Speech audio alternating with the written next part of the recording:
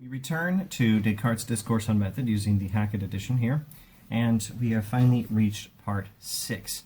Part 6 begins thus: "But it is now 3 years since I arrived at the end of the treatise that contains all these things, and began to review it in order to put it into the hands of a printer, when I learned that some people to whom I defer, and whose authority over my actions can hardly be less than that of my reason over my thoughts, had disapproved of an opinion in physics, published a short time earlier by someone else, concerning which I do not want to say I was in agreement, but rather that I had not noticed anything in it before their censoring of it that I could imagine to be prejudicial either to religion or to the state, nor, as a consequence, had I found anything that would have prevented me from writing it, had reason persuaded me of it, and this made me fear that there might likewise be found among my opinions one in which I had been mistaken, notwithstanding the great care that I have always taken never to accept into my beliefs any new opinions for which I do not have very certain demonstrations, never tried anything that could turn to anyone's disadvantage." Okay, that was a long sentence. I forgot how long that first sentence was. All right, let's pause and review what's going on here. This book is Descartes' autobiography, and to an extent. It's a highly selective autobiography. Remember, he suggests that fables awaken the mind, and he says that he's putting forth this very book, the Discourse on Method, as a story, or if you like, as a fable. But that doesn't necessarily mean he's lying. It means he's presenting a highly selective autobiographical account of his own search for wisdom. And he's being very, well, in addition to very selective about what he chooses to say, he's perhaps being very careful about what he leaves out, and very careful with how he says things that he does say. So, let's review the story of his life. Stage 1 of his life, his childhood and his education, talked about in Book 1, Part 1 of the Discourse on Method. Stage 2 of his life, time spent studying the great book of the world. I think that was still in Part 1.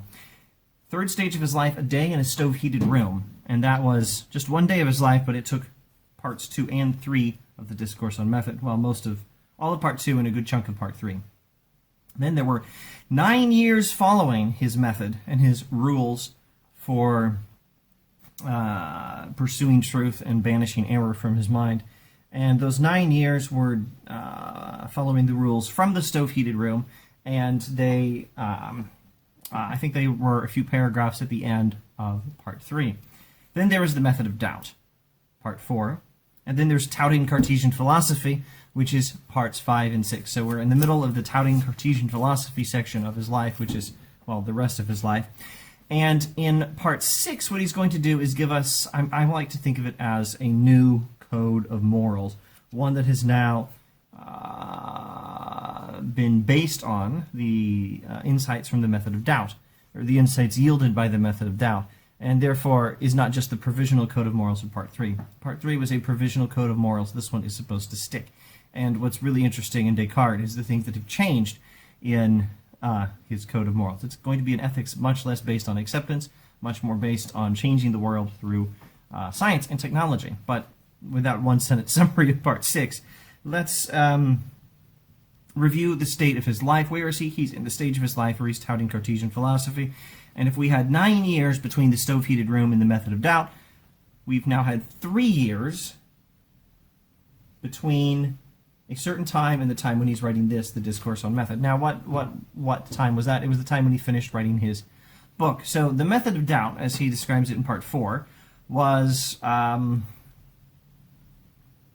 I'm not sure if he says how long it took him to complete those reflections, but at any rate, it probably didn't take all that long on itself. But after that, he wrote a whole book, and he spent some time writing that book. And then, not knowing exactly how long after the 9-year phase, after the stove-heated room, my goodness, this sentence is getting too convoluted.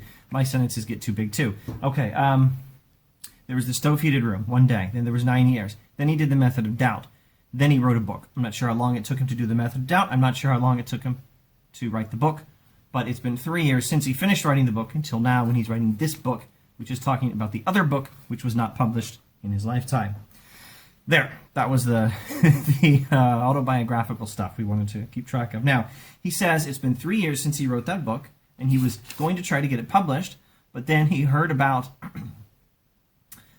an opinion in physics published a short time earlier by someone else, and how the author of that book had gotten in trouble. This is Galileo. He's talking about Galileo's theories in physics and how he had gotten in trouble with the authorities. And he says that some people to whom I defer and whose authority over my actions can hardly be less than that of my reason over my thoughts. Now, that's an interesting choice of words. The church authorities who weren't happy with Galileo are people whose authority over Descartes' actions is not less, or could hardly be less, than that of his own reason over his own thoughts. Descartes' reason has authority over Descartes' thoughts. The church has authority over Descartes' actions. I think I will say nothing else about this, except this is interesting wording. Okay, well, no, I got to say more about this. I'm not sure what to say, except there's a question about what does it mean, what's the significance of that. It might mean that he's willing to act stuff he doesn't believe. It's probably nothing so scandalous that he's willing to take actions that he doesn't believe are right or something like that. It's probably more like, as outlined in, was it part 2? He's willing to act where he doesn't think he has knowledge.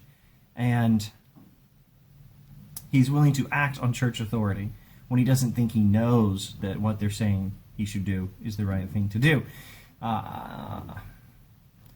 Life and action must sometimes go beyond what mere belief is capable of having demonstrated by reason. That was an awkward sentence. Let's try it again. Sometimes we have to live further than we've been able to prove is the right way to live. I think it's probably something along those lines only. Okay, so he says he was not necessarily agreeing with Galileo. So he's politically saying, don't blame me for what Galileo said. Don't get me mixed up with this. I'm not involved with these dangerous opinions of Galileo. But he does go as far as to say, I hadn't noticed anything wrong with Galileo's opinions. And then he says, and you may take this as false humility. I think that would be a reasonable interpretation of it. He takes the case of Galileo as a clue that, oh dang, maybe there's some mistake in my opinions too. And so what does he do? Well, he doesn't publish that book. This was sufficient to make me change the resolution I'd had to publish my opinions. And I think... No, we better keep going. For although the reasons for which I had earlier made the resolution were very strong, my inclination, which has always made me hate the business of writing books, immediately made me find enough other reasons to excuse me from it. And these reasons, both for and against, are such that not only do I have some interest in stating them here, but perhaps also the public has some interest in knowing them. So now he's going to give us his reasons for not publishing the book he was going to publish, and instead he publishes the Discourse on Method. Now let's leave it at that for now. In subsequent videos, I don't know how many it will take us to get through part 6, but we have as many as 1, 2, 3, 4, 5, 6, 7, 8, 9, something like 10 pages to get through in part 6. So I don't know how many videos that will take, but in subsequent videos on part 6, we will look at his new code of morals, and that's our priority in here. We might get to his bold statements about what we can do with science and technology in the next video. It's only one paragraph away, and it's really fun reading. Well, thanks for watching.